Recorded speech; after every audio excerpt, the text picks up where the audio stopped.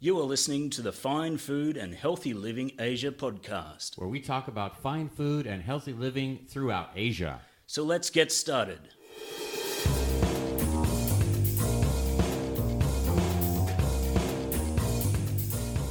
Hey everybody, Ian and Todd here. Welcome to the Fine Food and Healthy Living Asia podcast. If this is your first time listening, then thanks for coming. The Fine Food and Healthy Living Asia podcast is produced every week for your enjoyment, and show notes are found on our Facebook page. Come back often and feel free to add the podcast to your favorite RSS feed or iTunes. You can also follow us on Facebook and Instagram, or on my blog, toddinasia.com. That's Todd with two D's in Asia.com. All links are in the show notes. Now, let's get started. Okay, welcome once again to the Fine Food and Healthy Living Asia podcast. I'm here with my co-host Ian Nenke. Hi Todd. Hello Ian, how are you today? Good, thanks mate. Good, and today we're privileged to be talking to Sharina Ali, who owns Baker's Garden here in Iskandar Putri, Malaysia. The new city of Malaysia. The newest city of Malaysia, yes. Yeah. And the most lively too. Hi Ian. Hi Todd. Yeah. Hi Sharina, how are you today? Sharina. I'm very good, thank you. Good. Awesome. Thanks for coming on the show. Thank you for having me.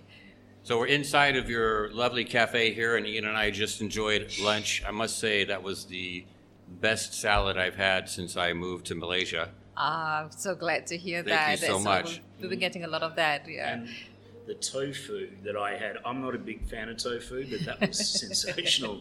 And the pasta was just awesome as well. Wonderful, wonderful. So tell us a little bit about starting a business here in Malaysia. You've had a cafe for a while, but you just moved to this location. Yes, previously I was living in Singapore for 20 years. I had a family there. I was raising my girls, and after they reached an age where I don't have to look after them anymore, I decided to move back to Malaysia. Being Malaysian, I decided to move back to Malaysia, and Iskandar was just starting at that time. Mm-hmm. And there was really nothing much going on. And so when I got back, I took a look at the food scene around here. There was nothing that I actually want. You know, the frustration that you get when you're so used to having what you can get in Singapore, and then when you come back over here, it's just nothing. I'm So familiar with that frustration, yes. There's so very few and limited options. Yes, it is. So when I got into business first, it was mainly to bake cakes. I did that mainly when I started in 2014 because I did not agree with what I was seeing outside in most of the cafes and the bakery, and I wanted something really simple, wholesome, natural ingredients with nothing added to it, and some gluten-free option because my daughter was having some health issues and she was on some gluten-free diet she's for a on while. gluten-free, yeah. Yeah. I'm also gluten-free, Yeah. as you know, and I just had your brownie, which is like, I think I'm still on some kind of chocolate endorphin rush here. It's so good. Todd said to me when he was eating them, please apologise in advance in case I swear, because that's what I do when I'm eating lovely, If enjoyable I eat something really good, I tend to swear a lot. Yeah. I like that. And so I started with that, and then I met Judy. It's through our mutual interest in animals. Judy was into dogs and I'm into cats, but somehow, you know, Right. we met, and we help each other when it comes to rescues. When it comes to Judy needs help with some rescue with dogs, and I need help with some rescue with cats, and so that's how we got to know each other. And it helped that we stay in the same community. So we were always harassing the same people for donations to fund our rescue units. And after that, we got into talking. Judy is into healthy food too, and so we decided, hey, why not we include some light meal options for lunchtime, because there's just none over here. Yeah. Mm-hmm. And as we talked about it, what would be easier, what would be simple, what would appeal to a lot of people. So salad bar came to mind because there's none. Subway open, but nobody wants to go and eat at Subway. That's for sure. Yeah. So and then when the lease at the old place was about to expire, I decided to look to this place closer to where we are living, and the space just opened up and everything just sort of fell into place. Mm-hmm. It was easy, it was seamless, and we decided, man, this is what we want to do. Nothing too difficult, something very easy, and we're going to have fun along the way. And it's a nice place actually. We meet a lot of our neighbors. It's almost like a club. For our listeners, the where we are, it's a beautiful location. It's on the second floor, so if you're coming into the area, it's Eco Botanica, isn't it? Yes, it is. Yeah, so if you're coming in here, you just have to have a bit of a look out. It has a beautiful balcony that overlooks what you probably just call the jungle and stuff. It's just stunning. So it's a gorgeous location. And I love the interior as well. The decorating, it's simple, but it's eclectic. And you've got some really nice pieces around here as well. This is a new village, Eco Botanic Village, and there's probably, 300, 400 storefronts opening nearby here? I would think so. I think so, yeah. And then a huge high-rise. Yeah. Do you know the plan here? What's going on? Well, with the high-rise that you see right across here, right, that is called EcoNest, by March next year, that's going to be the boarding for all the university students, three university students, Reading, Newcastle, and Southampton. Okay. So about a few hundred, or about close to 1,000 students are going to be held there because the current facilities that they have are not good. And so the students want to be somewhere where they are much more accessible to food place and, place for them to hang out. Perfect. So this would be the place for them. Good timing. Yeah. Well, I didn't plan that way, but I found out. But it sort of worked out. Yeah. And also being where we are, this is the road that most residents from East Ladang Heights would travel to take their kids to school. Sure. So so we're just here. You don't have to travel so far, and also works for me and Judy. We don't have to travel so far to get to where we want to work. It's just 2 minutes to home. Yeah, that's great. It's just in and out. So that's the whole reason why we want to be here. Because what we want to offer is something very accessible to a lot of the residents without you having to go so far away. And there's more eateries that's going to open over here, but everybody is offering what they do best. You get the usual eclectic mix of Western, Asian, and but nobody's going to do salad bar. So we're pretty confident that we're going to... You'll have your own niche, which is really important in business. You need to find a niche that you can run with. If you're trying to do something that everyone else is doing, then and what we're trying to do over here is, instead of outsourcing, getting people to send the food for us to sell at what most cafes are doing, we do everything in-house. Yeah, which is great. Yeah, it's not your typical chain coffee house where you have a prepackaged muffin or something. Exactly. So when you come in here, you don't know what you're going to get. My counter is not going to be stocked with the same cakes all the time. So it's going to be based on what ingredients we get in hand. It's the same with the salad bar. The ingredients evolve. You don't know what you're going to get from your supplier. Yeah. So, and what's in season. So we try to incorporate as much as we can with what's in season and what we get fresh in hand. And that's what you're going to get. So there's no set menu when you come here. People come in and ask, where's your menu? We don't have a menu. So, no, it's great. So you come in and you take a look at what we have. And you basically, so you don't know what you're going to get. Every time when you come in, it's going to be something new. Yeah. Where do you source your produce? We try to use all our produce, something that we can source locally. Yeah. A lot of the ingredients that we use are either grown locally. We do use some imported items. But as much as we can, we try to use local or regional. That also includes our coffee. So when you say local, is that in the area of Johor, or is it the whole of Johor or the whole Malaysia? Yeah. I just found out there's actually a guy in Skudai who grows his own figs. So I'm trying to get him to supply some figs to me. There's a lot of pockets of organic farmers that's doing their own stuff. And so it's just a matter of connecting to them and getting them to supply with some produce to us. Like the other day we had beetroot beer. An organic farmer brew for us this beetroot with beetroot some beer. Wow. Yeah, it's called beetroot beer. Is it so? It's alcoholic or It's non-alcoholic? it's non-alcoholic, but he calls it beetroot beer. So it has fizz to it. It's really I'm going to try some of that. Yeah. Now, do you make kombucha also here? Yes, we do. Oh, really? Yeah. Well, I'm getting some of that too. Add kombucha, that to my order. I'm coming out of here with a huge bag of gluten-free sweets and everything. I was so glad when you opened, because in East Ladang, as you know, like you were talking about, really, you have to go, I don't know, Bukit Indah may be the closest place to get some organic food. Yes, organic, but gluten-free is still in its gluten-free infancy is just here. almost not, you go to the supermarket and maybe there's a small section of gluten-free, but it's highly processed gluten-free. It is, Yeah, so you're really providing me personally with a great service. Yes, because I like to know what goes inside my food, and I don't like too many stuff. So if I were to tell you inside my gluten-free cake, you know that the ingredients are something that you understand. If I say it's polenta, there's polenta inside, there's semolina. It's all real food inside. There's nothing, That's no so other great. additives, nothing. So, and we try to keep everything as natural as possible. I steer clear from any colorings on the cakes. So I do get moms who comes in and wants to order a cake for birthdays, and I told them, so if you're okay with the cakes having no fondant, no coloring on it, I said, I'm fine, I can do it for you. Good, But good if for you. it's anything else, I said, I really can't. I would either direct them to another bakery or somewhere else to go. But it is a very difficult market to start. I don't get a lot of local customers. Yeah. Yeah, because a lot of them don't understand. When they come in here, they go like, sure.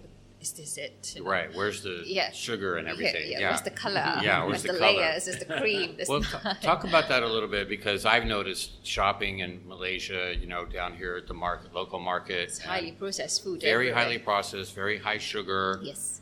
Very, there's a lot of preservatives, seems to be. Yes. Is that an emerging consciousness in Malaysia of more and more healthy type options, or is that a few years yet to come? I think it's going to take a few more years to come. Yeah. Because majority of the people, it also has to do with the minimum wage over here, sure. right? They need to get bang for their buck. So what can they do? They need to make it stretch. Yeah. So the only thing that they can stock up will be the highly processed food, because that's what's going to feed the whole family. If you are going to go with real food, it's expensive, it's costly, and it doesn't last long. So a lot of them are actually working parents.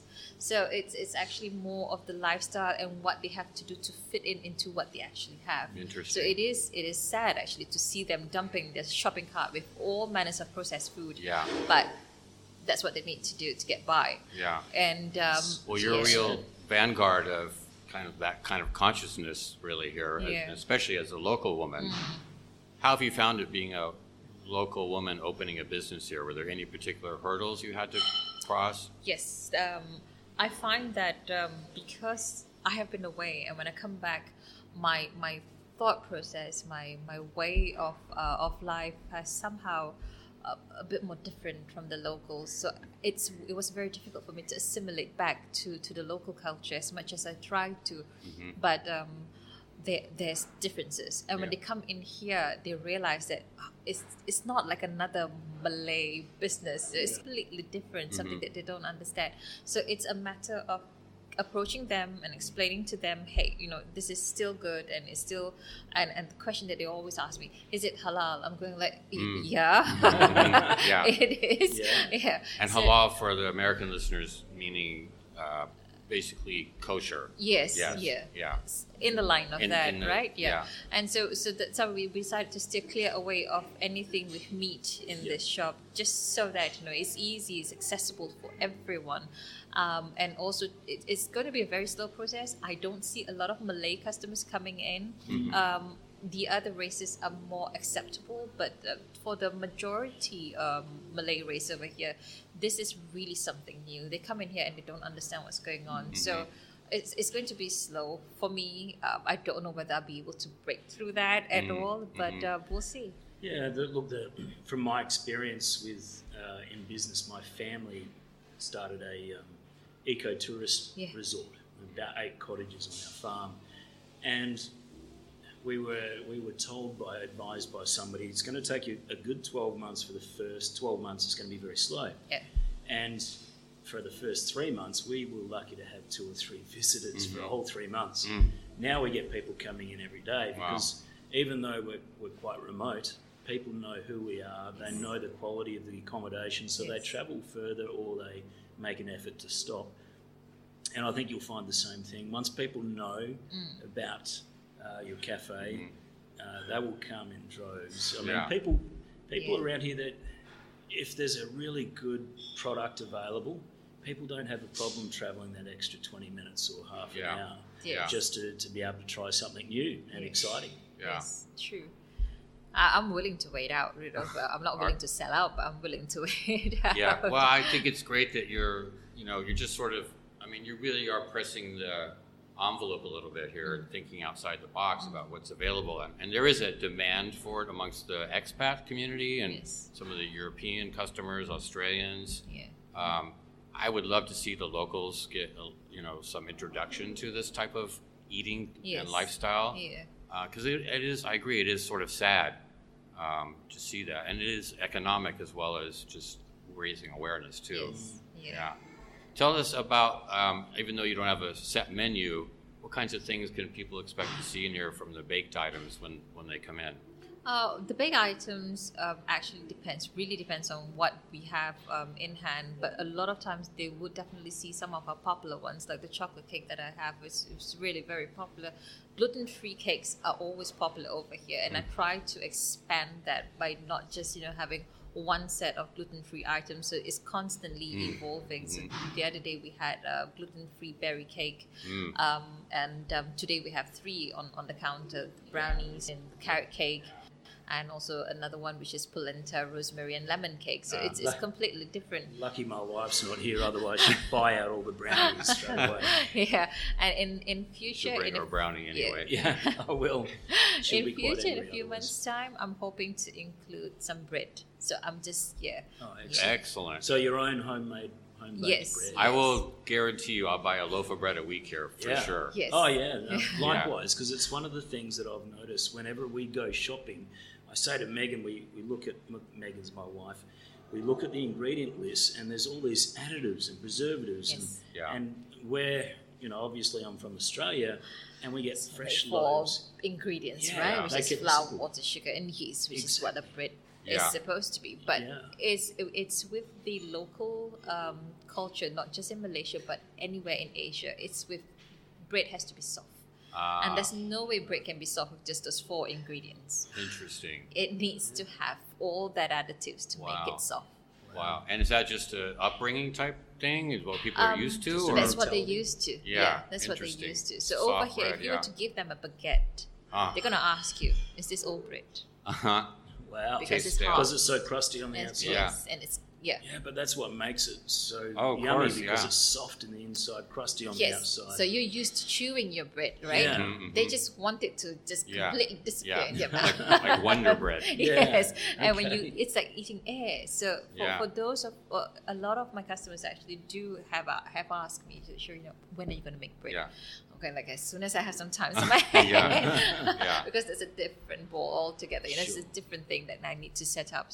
So you have the equipment ready? For baking? Yes. It's just but also sourcing the correct flour, which is a bit difficult over here. Gluten-free. Are you going to use coconut flour or? I can do some gluten-free flour, but that's it. Sourcing the flour is going to be difficult. I might need to look at importing some of the raw materials to use for bread. Right. I tried using the local wheat the other day, and the bread was just raw, hard, solid. Interesting. I'm still working on trying to see what I can come up. I know the challenges over here. The same. The Michaels love chewy, crusty bread, and we can't get it anywhere over here. And I know a lot of frustration when people come in and say, "We've not eaten bread in a long time." Same here. I haven't eaten bread in a long time. It's true. Are you self-taught as a baker, or did you go to school? I grew up. My mom has always been an avid baker, so is my grandmother, and I grew up as at very young age. I knew how to bake. That's the thing that we always. That's how we bond as a family. It was baked into your childhood. Yeah, and then sorry about that. No pun intended. And as I grew up, I started going into food science and technology. I actually specialized in that, but I was working for a company that was doing food R&D for a while in Singapore. Interesting. And that is why I wanted to go back to everything natural. When you work with food R&D, we were using additives like nobody's business. Oh, wow. I know exactly what goes inside McDonald's bun. Oh my goodness. Tell us. I can't. Oh, okay. Is it? Yeah. Sworn to secrecy. What was that documentary with? Oh, Food Inc. No. The other one. Oh. Where he eats all the McDonald's. Oh, yeah. Goes on McDonald's Morgan stuff. Spurlock. Yeah. Goes on the diet for 30 days, and he buys and one it stays, of the burgers. And it looks the same after 30 days. Yes. Just unbelievable. Yeah. And that was you. You developed that technology. Well, I'm glad you're making amends now. Thanks, Sharina. Oh. And I also know that if you were to go into most bakeries and you're going to get the Swiffer smell, it's not actually from baked items, it's actually from aroma they've actually added inside. Are you kidding me? Yeah, to imitate the smell of baked goods. Oh my. Yeah, there's a lot of it going on. Yeah. Yeah. I did not to know get, that. To get the saliva glands working. Yes, and, yeah. Wow. There's a lot of that. Wow. Well, okay. To say I'm a bit Are you? speechless. Tell us a little bit about your cat rescue efforts that you do around here. I happen to have adopted 2 kittens, not from you personally, but Yes, from Bev from Bev, Vale, yes. who you work with. Yes. My little Shiva and Little Bear, Yeah, who are Little Bear. they are the cutest kittens ever. Sorry to disappoint anyone else that has kittens out there, but I have the 2 cutest kittens ever. Yeah. Well, they all are. Wow, how can you not get involved in something like this when you move back to Malaysia, right? It was the most difficult thing not to get involved with. I came here with only 1 cat. And within 2 months, another kitten appeared at my door. It just appeared at my door. And 4 months later, we added another one that we found at the playground just behind where I'm staying still. And then there was the various pickups from the wet market, from the roadside, it's there everywhere. Are people leaving them, or are they just in the wild it's breeding? Because over here in Malaysia, there is no social campaign of the need to sterilize their pets or cats. Okay. There's no active campaign actually. It always depends on individual individual rescuers or a group of people that come together under a private shelter to tackle this issue. But without the support from the government, there's no widespread support from the government itself, from the local town council itself. So this matter will never end. And you're just looking at cats. If you were to look at the dogs, they're even in worse state. So you try to do as much as you can within the limitations that you have, and whatever difference that I can make, whatever difference that Beth can make, we come together and we do what we can for this area. Yeah, So, you're doing amazing work, and so you're taking the cats, and first of all, you're spaying or neutering them. Yes, for mama cats, we take in and we immediately get her spayed. If she had weaned her babies, so we get her spayed. And if we can identify a feeder at the place where we took her, we will release her back over there. But if we can't, then I will need to get in touch with a private shelter that I know to take her in, but I will have to raise funds because I have to pay for her stay there on a yearly fee basis. Wow. So we try not to use that much. If anyone is interested in helping you by donating money, is there a way to do that? I'm working with Beth in actually having a much more proper setup, but currently, you can get in touch with me, whether you can come to the shop and get in touch with me over here or via Facebook. On Another Easter good reason to West. come to Baker's Garden. Yeah, and if somebody would like a cat to for themselves, We're always with kittens. In fact, I just picked up a kitten today, and Beth picked up one 2 days ago. So Killing me. it never ends for us. Yeah, I'll bet. Yeah. Jeez. Yeah. no, sorry. It's okay. She was apologetic when she picked up one because she was about to go on a holiday in a few days' time. So she came to the house and she was like, Sharina, I'm really sorry. I couldn't help it. It was by the side of the road. And today I called her, Beth, I just picked up one. We're even. Oh, okay. Wow. Man. Yeah. Wow. So there you go. For people listening, if you want a new dog, Yeah. Yes. puppies. Do you have puppies or is it Yes, mostly dogs? I can always get in touch with you. Yeah. Or if you just want to come give some money for a great cause, Yeah. come into Baker's Garden, get a salad, a nice gluten-free brownie, Yes. and walk donate out a with couple extra, bring it for taking care of the kitties and puppies. Or Yes. and walk out with a dog or a cat. Or, Yeah. that too, New absolutely. pet. We're always with one. How many Or cats two. and or dogs do you have right now? Currently, I have of my own. I have six, and I have 3 kittens. Three. To take Waiting for yeah, adoption. Yeah. yeah. But this being Christmas coming so soon, right? Everybody's going away. Oh, yeah. So well, we'll just wait out. Somebody will come. Yeah. The right home will turn up somehow. Yeah. That's awesome. Yeah. Well, hopefully some people adopt them for a new Christmas family member. Yeah. Or a Yeah. new Yeah, that'd be adoption. Well, great. even if they don't adopt, we open for fostering. Yeah. You don't have the time, you don't want the commitment. Just for a month or two, or you can even foster for how long, however however long. that you want. Yeah. Well, that's really Oh, good. good. Yeah. And no obligation then. So when you have to good. go and you have to give it up, you know, Yeah. it's no heartache because you're not adopting it. You're just fostering it for us, and I'll take it back. Okay. And that's Yeah. really good for people that are even expats that are Yeah, may get reassigned or something. Exactly. They're Yes. not here for a long time. So Yeah. at least they have the option of Yes. fostering. Yeah. Or from people out of town that might be living in KL and they're down here for a Yeah. little while. Right. Yeah. You know, any of that sort of Any stuff. help Yeah. will help us, you know, while waiting to get homes. But usually kittens, average stay with us is about a month or two, and they eventually will find a home. Oh, good. Yeah. So That's always good. Yeah. Is there anything else you want to add in terms of the business, or do you have any events coming up, or We have just started at this place. This is our third week here. third week? And you know, with the long holiday coming in, I do hope to see more families coming in with their kids, you know, and just come in here and just enjoy the space.